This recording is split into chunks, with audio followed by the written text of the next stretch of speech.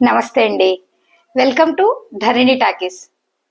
మనం అంటే సంసారంలో ఉన్నవాళ్ళం, సన్యాసులం కాదండి. అంటే సంసార బాధ్యతల్లో ఉన్నవాళ్ళం, కుటుంబంలో ఉన్నవాళ్ళం. యజ్ఞాలు యాగాలు చేయలేం కదా. మరి అందరూ యజ్ఞాలు చేయాలంటారు, పుణ్యం ఎక్కువ వస్తుందంటారు. అవి ఎలా చేయాలి, అవి ఏమన్నా పెద్ద పనా అనుకుంటూ ఉంటారు కదా. మన వేదం మనకు చెప్పిన 5 యజ్ఞాల గురించి చెప్తానండి. 1 భూతయజ్ఞం, 2 మనుష్య యజ్ఞం, 3 పితృయజ్ఞం, 4 ఋషి యజ్ఞం, 5 దైవయజ్ఞం. ఈ యజ్ఞాలకి వేటికి కూడా మీరు అగ్నిహోత్రాలు లేకపోతే పెద్ద పెద్ద అలంకారంతో కూడిన పనులు ఏమీ చేయక్కర్లేదు. భూతయజ్ఞం అంటే జీవులు, మనతో పాటు నేల మీద శ్వాసిస్తున్న, బతికి పెరిగి పెద్దదవుతున్న ప్రతి జీవికి, చీమ దగ్గర నుంచి కాకి దాకా, రోడ్డు మీద వెళ్ళే కుక్క దగ్గర నుంచి ఎక్కడో ఉన్న కోతి దాకా, రోజుకి ప్రతిరోజు ఎంతో కొంత ఏదో ఒక జీవికి, మనకి సహాయం చేయని జీవికి కాస్తో కూస్తో ఆహారం పెట్టడం భూతయజ్ఞం. తర్వాత మనుష్య యజ్ఞం.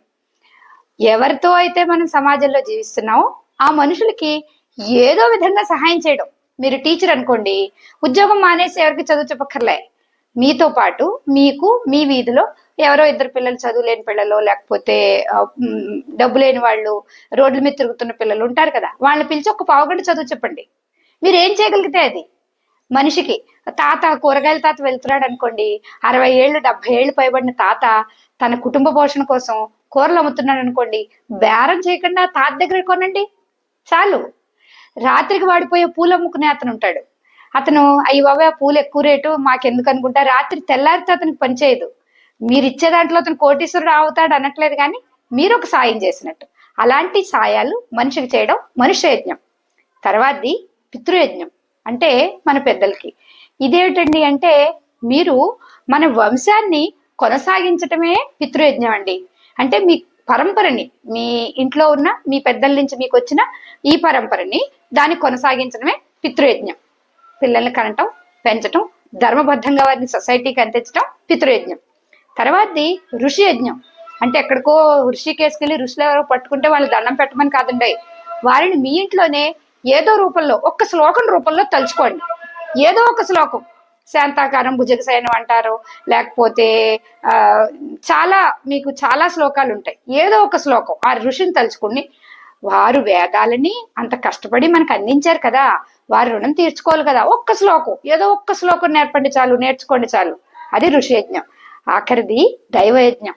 దైవయజ్ఞం ఏమిటండి అంటే, స్వామి ముందు కూర్చుని నాకు అది కావాలి ఇది కావాలి అని అడగకుండా, నాకు ఇచ్చిన దానికి చాలా సంతోషం స్వామి అని ఒక్క మనస్ఫూర్తి నమస్కారం చేయడమే దైవయజ్ఞం అండి.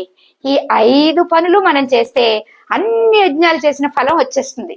అలాంటి ఫలాన్ని మీరు అందుకోవాలని కోరుకుంటూ ఉన్నాను. ఇలా ప్రయత్నించండి. సరస్వతి నమస్తుభ్యం వరదే కామరూపిణి విద్యారంభం కరిష్యామి సిద్ధిర్భవతు మే సదా పద్మపత్ర విశాలాక్షి పద్మకేసరవర్ణిని నిత్యం పద్మాలయాన్ దేవి